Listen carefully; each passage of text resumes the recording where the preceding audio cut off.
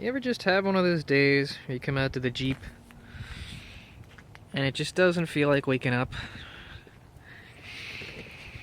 You poke it and prod it and hope that it'll start so that you can go where you want to.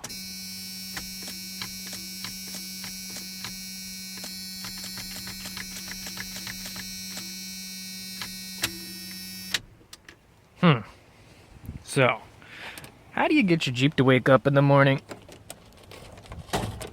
when the motherfucker won't start? Well, going on the issues that my truck is having. It sounds like it's being a cranky little bitch.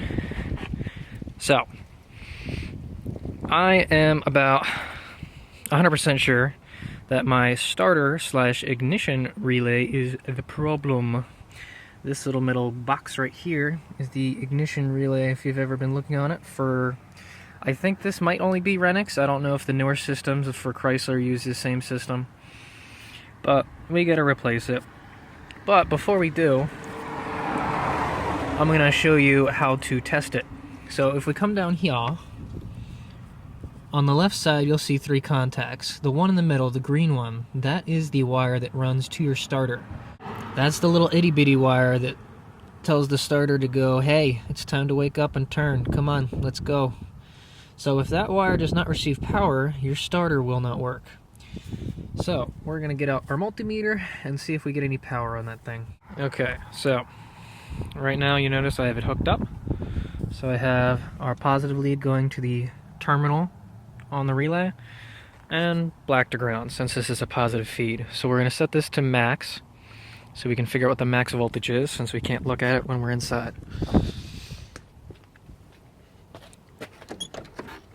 So when we turn the key to the start position, we should get 12 volts.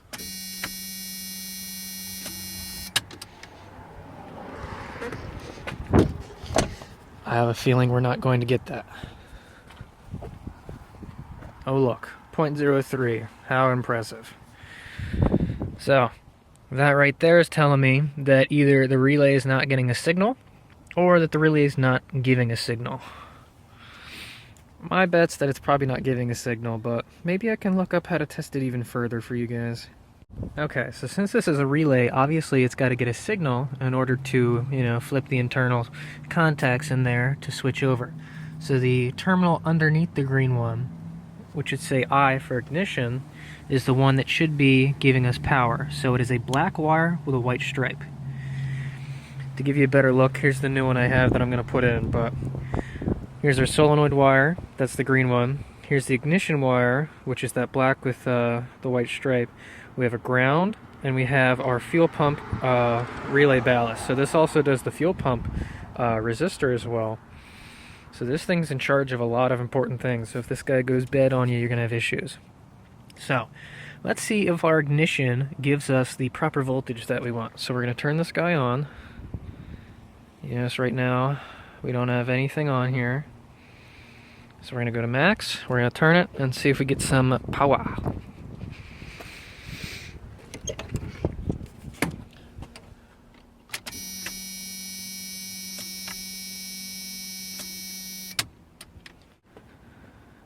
Huh. Only got 5 volts from the ignition. I wonder if that's just because it's dirty or not. I don't know how much voltage the thing actually needs to get going. But maybe a little clean will help because it is very dirty. Alright, so I'm kind of going to spoil the surprise here, but there's actually one more terminal we have to check. For some reason, the ignition terminal actually, I think, goes to ground or something, and the ground terminal is the one that's going to give you 12 volts. So I was testing the wrong one. And the weird thing is the ignition is giving us power. And that right there tells us what our issue is. But first, we're going to test the ground now. The ground is what should be giving us 12 volts when we turn the key. So that'll tell us if we're at least getting power from the key. So let's check that terminal. It'll be this one down here to the right, the other green wire. Okay, turn the key. And oh look, we get 12.2 volts. So it looks like the ignition is giving us the power.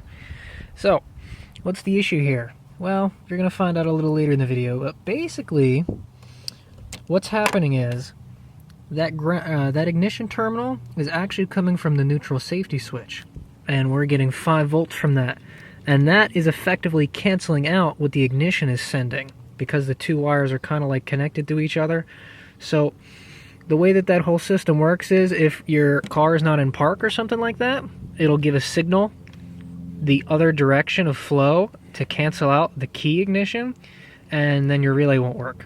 So you'll either have to make sure that your gear selector is in park or neutral, or if it is, you'll have to check your neutral safety switch and see what the problem is there.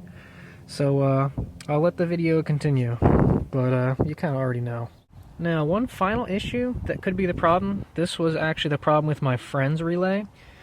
You want to check, first off, the continuity between the positive cable to this positive post, because this is where the relay gets all its power. So if this wire's messed up or corroded or not connected well, that's going to cause your relay to not do anything. Now the other issue is there's 2 nuts that hold this all together. So you want to make sure that there's contact between these eyelets and the nuts, and specifically this one in the back. For some reason, I guess it was just dirty enough that when he tightened his down, they weren't making electrical contact, so the relay wasn't getting power even though it was connected. So you want to check your resistance. And literally, you're going to be going from the main nut in the back to, I guess you could do the positive cable, so that would test everything. So go from the positive cable to this nut right here. And if you notice, our resistance is very low, 0.001, so that's barely anything. Now, if you have a high resistance, or worse, you have like no continuity, like it says overload, then you'll want to take that off and really clean it really good. And that might fix your issue. That was the problem on my friend's. His just wasn't getting any power, even though it was plugged in. Alright, well, I haven't been super convinced that this starter relay is our issue. But since I have the new one, I'm going to replace it anyway. It's pretty easy to replace. It's held on with these 2 little tiny bolts over here. I'm pretty sure they're metric, like an 8mm or a 7mm, something stupid. But before you start working on this, you want to disconnect one of your battery terminals, because if you notice, one of the positive sides goes directly into this. This is like where all the hots meet. So you don't want them to short out, because you are not going to have a good time. So I'm going to disconnect one of the battery terminals, and we're just going to transfer the wires over. Okay, so now we're going to start disconnecting all the wires. So hopefully you remember where they all go. Black at the bottom, green at the middle, orange at the top. There's going to be a second green at the other side of the bottom, so make sure you don't get the 2 greens confused, and then all the positives on the main terminal. So once all the terminals are off, you can take these 2 screws out. That's a little 7mm. So once we have fun working these things off, then we swap the other one over. So it's pretty freaking simple. Just have fun cranking on this for a little while. Alright, she's finally out. So, that's what the old nasty one looks like compared to the new one. Neat. Same exact layout and everything. This one's even got a number printed on it. Doubt you'll be able to read it, but whatever. Got a little foam thingy at the bottom. So, once you get those tiny little screws out, you take the shiny new one in and bolt it down. Alright, so the new one's installed, ready to go. Before we install them though, we're going to make sure that all the old contacts are clean. So we're going to get all that dirt out of there with some handy dandy electronic contact cleaner. So this is plastic safe and quick drying, so it's not going to harm our brittle little plastic connectors. And then after that I might put a little dab of dielectric grease in there just to keep the dust and mud out. Alright, so here's the finished product. You tighten on those 2 7mm screws, and then you connect everything. You got your green down at the bottom right. You got your black with white stripe at the bottom left. Above that's the green, above that's the orange, and then you got all your positive connections up here. So, as long as nothing's shorting out, everything's good. I gave them each one a little dab of dielectric grease, just to keep the shit out. And now we got our negative connector reconnected. So, let's see if it starts. I have my doubts, but it's worth a shot, right? All or nothing, baby. Yep. So something else is right fuckered. Oh well. Kind of figured that. But at least now we can definitely rule out the fact that the starter relay was to blame. So I guess I'll have to trace out that 5-volt signal, so we're not quite done here yet. So I was just doing some pinouts, and I decided, oh yeah, I forgot the neutral safety switch has an effect on everything, because I was getting some weird readings. And I looked down at my shifter, and for some reason my shifter was in either neutral or drive. I don't know why. But once I put it in park, I was getting different readings. So there's a chance this thing might just start now. Son of a bitch.